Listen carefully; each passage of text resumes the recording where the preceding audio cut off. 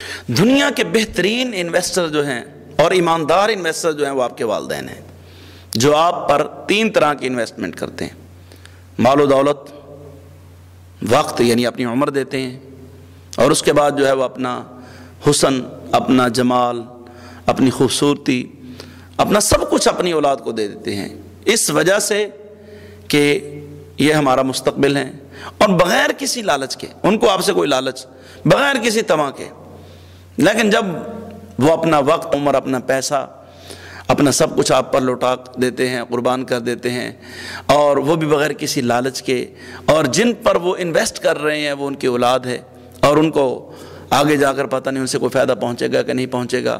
اب جس اولاد پر وہ ادھر انویسٹ کر رہے ہیں، ایک والد جو ہے وہ بھٹے پر کام کرتا ہے، مزدوری کرتا ہے، مشقت کرتا ہے، محنت کرتا ہے، آج جب اس کا بیٹا ماشاءاللہ پڑھ لکھ کر کوئی نوکری لگ گیا تو لگ گیا، ورنہ میٹرک کے بعد آج کل میٹرک، ایف اے، بی اے والوں کو کون پوچھتا ہے؟ حالات ہی ایسے چل رہے ہیں، آج کل تو معاملات ہی ایسے چل رہے ہیں نا۔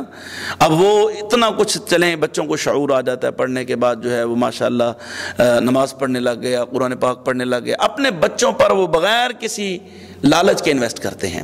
اب جو انویسٹ کر رہے ہیں، اب آخری ان کو کوئی لالچ تو ہوتی نہیں۔ اب جب وہ بچہ ایک ماشاءاللہ پڑھ لکھ کے کارآمد ہو گیا، کوئی کسی مقام پر پہنچ گیا، اب وہ جب اپنی زندگی کے آخری ایام میں بھاگ دوڑ سے، زندگی کی بھاگ دوڑ سے تھک گئے، اپنی خواہشات کے محلوں کو وہ تعمیر کر کے اپنی عمر کے اس منزل پر آپ پہنچتے ہیں جہاں وہ اپنی ساری مضبوطی آپ پر قربان کر کے خود کمزور پڑ جاتے ہیں، پھر وہی ان کے دل میں ایک عاجزانہ سی خواہش ابھرتی ہے، ایک چھوٹا سا دل میں خیال آتا ہے کہ جناب یہ جو جس طرح ہم نے اپنے لڑکھڑاتے قدموں سے اپنے بچوں کو، کمزور بچوں کو طاقتور بنایا، ان کو جوان بنایا، ان کو شفقت سے پالا، محبت سے پالا، تو پھر ان کے دل میں ایک معصوم سی خواہش پیدا ہوتی ہے کہ آج ہم چلنا بھول گئے ہیں۔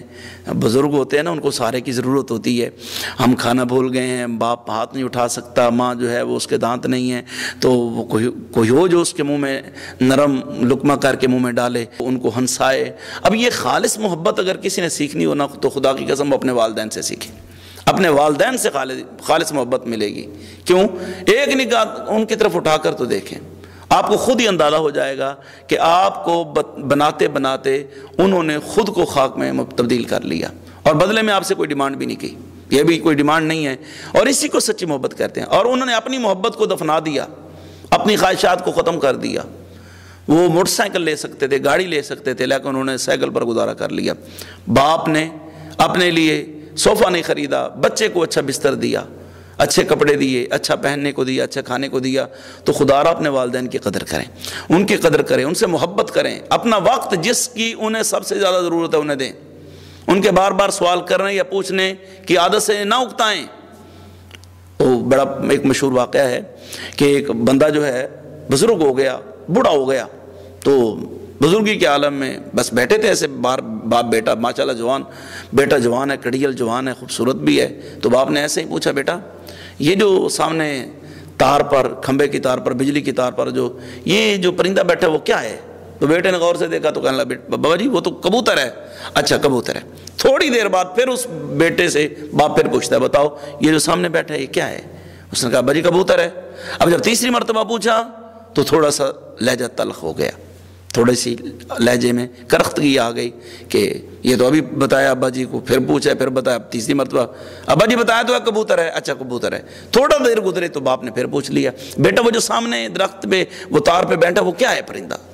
تو اب وہ اس کا پارا ہائی ہو گیا، ابھی 5ویں 6ٹھی مرتبہ ہی باپ نے پوچھا تو کہتا ہے کبوتر ہے، بتا تو دیے آپ کو، آپ نے کیا لینا ہے؟ تو باپ کی آنکھوں سے آنسو آ گئے، رو پڑا اور کہنے لگا، بیٹا مجھے بھی پتہ ہے، اللہ نے ابھی مجھے اتنی بصارت دی ہے کہ مجھے پرندوں میں خبر ہے کہ یہ کبوتر ہے یا کوہ ہے یا چڑیا ہے، تو مجھ سے کیوں پوچھا؟ پر میں بس یہ دیکھنا چاہتا تھا، کچھ عرصہ پہلے یہی جگہ تھی، یہی مقام تھا، میں جوان تھا تو بچہ تھا، اب تو نے مجھ سے پوچھا، یہی یہاں چڑیا یا کبوتر بیٹھا ہوا تھا، تو نے پوچھا بابا یہ کیا ہے؟ تو میں نے کہا کبوتر ہے۔ پھر تو نے پوچھا، میں نے پھر بتایا کبوتر ہے۔ جب تو نے تیسری مرتبہ پوچھا تو میں تو نہیں اکتایا، میں تو نہیں تھکا، میں تو پریشان نہیں ہوا، میں نے تو تیرا ماتھا چوما، ماتھا چوم کے پھر میں نے کہہ دیا بیٹا کبوتر ہے۔ تو نے پھر پوچھا، میں نے پھر تیرا ماتھا چوم کے پیار کر کے بتایا، تو نے 100 مرتبہ پوچھا، میں نے ہر مرتبہ محبت سے جواب دیا، اور میں نے تو ایسے 4تھی یا 5ویں مرتبہ ہی ابھی پہنچا ہوں اور تیرا پارا ہائی ہو گیا ہے۔ تو خدا را ان کے بار بار سوالات کرنے سے نہ اکتائیں، ان کا آپ پر حق ہے، آپ کا فرض ہے وہ آپ کی زندگی اور آپ کے ذات کے ہر پہلو سے باخبر رہیں، یہ نہیں ہے کہ باپ بیٹا جو مرضی کرتا رہے اور باپ جو ہے وہ بے خبر ہو. ان کا یہ حق ہے وہ آپ سے پوچھیں کہاں سے آ رہے ہو. اور یہاں باپ پوچھ کے بیچارہ پھنس جاتا ہے, باپ سے شرمندہ ہوتا ہے, میں نے کیا پوچھ لیا, کس بلا کو چھیڑ لیا ہے. سوشل میڈیا نے نوجوانوں کو بدتمیز بنا دیا ہے. وہ باپ بیچارہ پریشان, میں پتہ نہیں میں نے کس چیز کو ہاتھ لگا دیا ہے, یہ کرنٹ کو ہاتھ لگا دیا ہے, بجلی کے تاروں کو ہاتھ لگا لیا ہے. بھی خدا را پوچھ ہی لیا ہے نا, کہیں آپ غلط راستے پر تو نہیں جا رہے, کہیں آپ غلط سوسائٹی میں تو نہیں بیٹھ گئے, کہیں آپ کا اٹھنا بیٹھنا غلط لوگوں سے تو نہیں ہو گیا. آج کل حالات ہی ایسے ہیں. تو خوش نصیب ہیں وہ لوگ جن سے ان کے والدین پوچھتے ہیں. وہ اپنے آپ کو دنیا کو خوش نصیب ترین بندہ سمجھے کہ مجھ سے میرا والد پوچھ رہا ہے. اور میں سمجھتا ہوں کائنات میں سے بڑی کیا آپ اللہ سے نعمت مانگتے ہیں کہ آپ کے والدین زندہ ہیں اور وہ آپ سے پوچھ بھی کرتے ہیں. یعنی اس کا مطلب یہ ہے کہ ابھی وہ با اختیار ہیں, ابھی وہ سمجھتے ہیں کہ آپ ہمارے بچے ہیں. آپ چاہے خود باپ بن گئے ہوں لیکن ابھی بھی اگر آپ کے والدین آپ سے پوچھتے ہیں کہ کہاں سے آ رہے ہو, کیا کھا رہے ہو, کچھ کھایا پیا بھی ہے یا نہیں ہے, یا اس رات کے اس وقت کہاں سے اٹھ کر آ رہے ہو, تو خدا را شکر کریں کہ آپ سے کوئی پوچھنے والا ہے. والدین کی روک ٹوک کو برا نہ سمجھیں بلکہ ایک نعمت سمجھیں, کیونکہ وہ آپ کو ان ٹھوکروں اور برے تجربات سے محفوظ رکھنا چاہتے ہیں جن سے وہ خود گزر چکے ہیں, جن سے وہ خود ان حالات سے گزر. آج تو جوان ہوا ہے تو سمجھتا کہ کیا وہ جوان نہیں ہوئے. تو جب بھی دعا کے لیے ہاتھ اٹھائیں سب سے پہلے اپنے والدین کے لیے دعا کریں. اور جو اولاد اپنے والدین کے لیے دعا مانگتی ہے اللہ ان کے لیے رزق کے دروازے کھول دیتا ہے, ان کے حالات بہتر ہو جاتے ہیں. اور آپ جب بھی کام پر جائیں, جب بھی کہیں نکلیں, کوئی مسئلہ آپ کا حل نہ ہوتا ہو, آپ والدین کو اچھا کھانا کھلائیں, ان کی اچھی خدمت کریں, ان کی اچھی دیکھ بھال کریں, اور پھر ان سے کہیں کہ آپ ہمارے لیے دعا کریں. یقین کریں اللہ پاک اپنے بندوں کے دعائیں ویسے بھی رد نہیں کرتا, لیکن جو والدین اپنی اولاد کے حق میں ہاتھ اٹھا کر دعا مانگتے ہیں تو رب کائنات والدین کی دعا کو اپنی اولاد کے حق میں ضرور قبول فرماتا ہے. رب کائنات ہم سب کو اپنے والدین کی خدمت و اطاعت و فرما برداری کی توفیق بخشے.